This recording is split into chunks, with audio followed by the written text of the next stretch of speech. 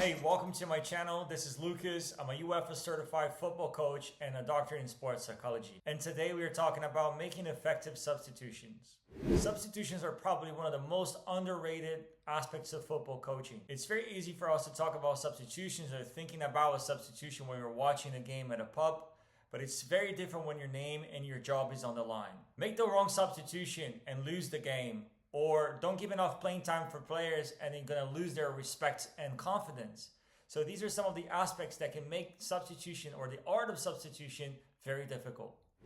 The first time I realized how difficult it is to substitute effectively, it was in my very first job as a head coach in Sweden. The score was 1-0 for the other team and I was completely froze. I wasn't sure when to substitute or who to substitute. I didn't know which moment exactly I had to substitute. So the questions in my mind were, should I just insist on the players that I have on the pitch and try to instruct them on doing things differently? Or should I bring someone new, someone fresh to change the ideas that I had at the moment that was making us lose? I hesitated so much, but fortunately, I had the help of my assistant coach who was more experienced than I was, who helped me make the correct substitutions, change the game, and then eventually draw the game 1-1. There are three moments that you can make a substitution in football. The first one is obviously when you're losing. So potentially your team is not playing up to the standards or there's a player who's underperforming on the pitch. So you feel the need to bring a player to change things around and then hopefully draw that match or even win it. When you're losing, things can be a little bit easier to make a substitution because in theory, you have already lost that match. So any change that you can bring in can be a display of an attempt for you to change the game. However, the second moment is when you're drawing a game, because one wrong move can make you lose that precious point. The contrary is also true because you can bring a player who's going to change the game and then bring those 3 points for you. Finally, the third moment to make a substitution is when you're winning the game. So in those cases, you want to make a substitution because you want to gain some time or you want to break momentum or even to give more minutes for other players. In all these moments, here are some types of substitutions that you can make as a coach. Number one is to become more defensive. So let's say you're drawing the game and that's a good result for you, or you are actually winning the game and you want to keep those 3 points with your team. So then you can make a substitution to bring your team more defensively. So for example, you can bring a player who has more defensive characteristics instead of a player who's more offensive. So for example, on the wings, you can bring out a winger who's more attacking minded and then put someone who can do more of the covering of the back, making sure that their fullbacks are not going to go all the way and support their top line. The second type of substitution is actually the opposite of that. So you're taking out a player who has more defensive characteristics. You're bringing someone who's more offensive, someone who is more attacking minded, who's going to penetrate the back lines, make more positive passes in between the lines, and also attack 1v1 if you need it. Apart from being more offensive and more defensive, the number 3 point is to bring different characteristics. So let's say, for example, you have players on the field who are not really the best one for what the opposition is bringing out to you. So you can bring a player, for example, who has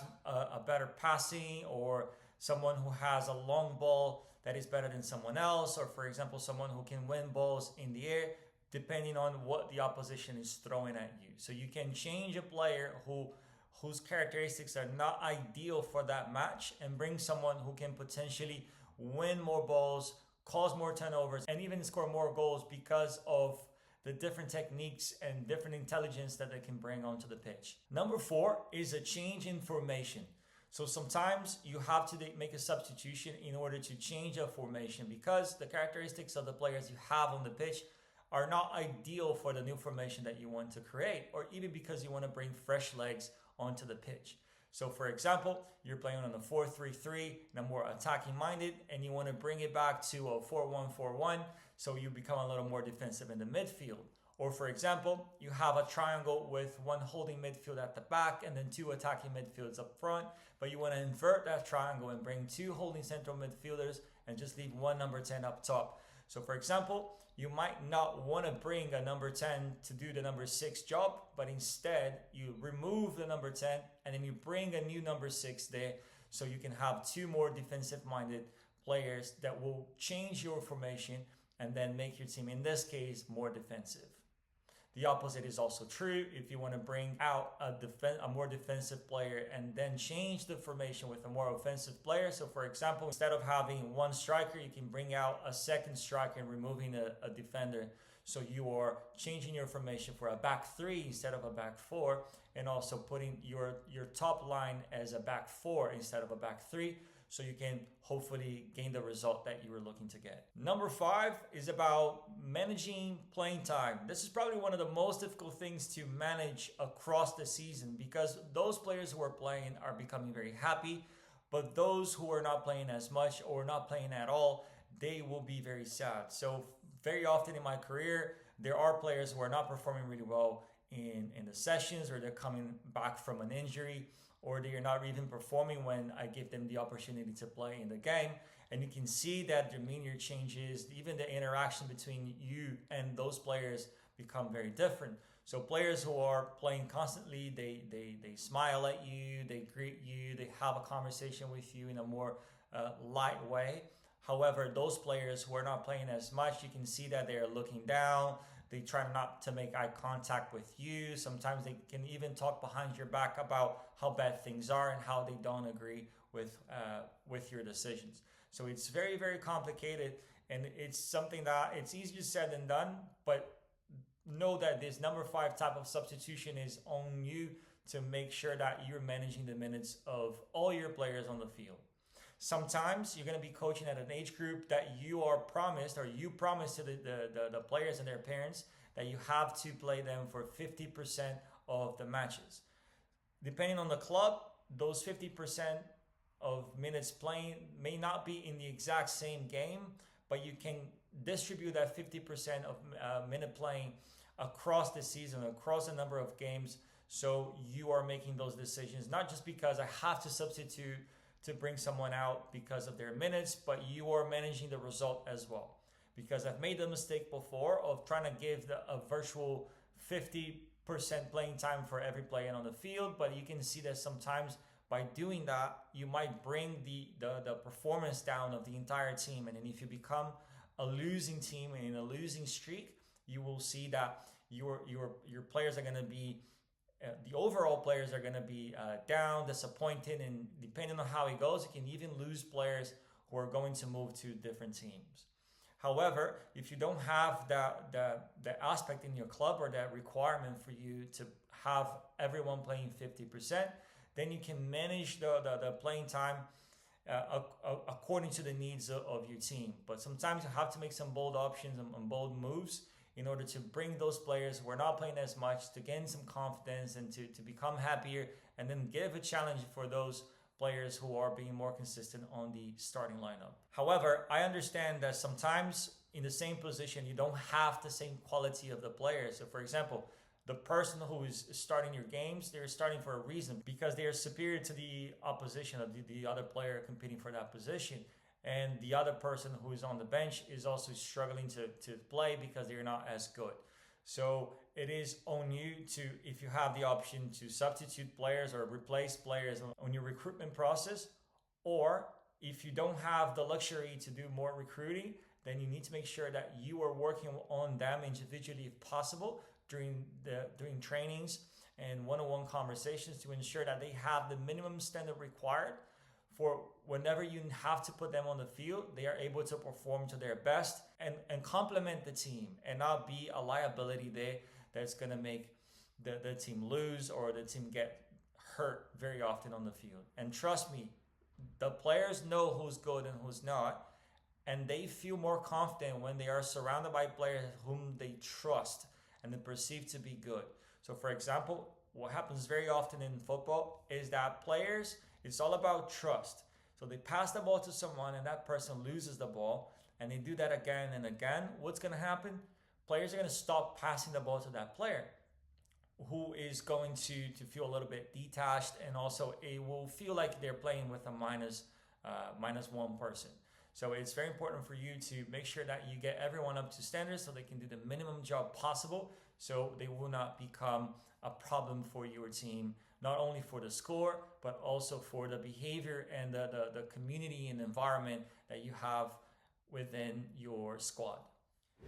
It's very important for you to know exactly when to make those substitutions, so you cannot create a negative moment for your team. So for example, sometimes you cannot wait any longer. Whatever is happening on the field, you have to address with the substitution.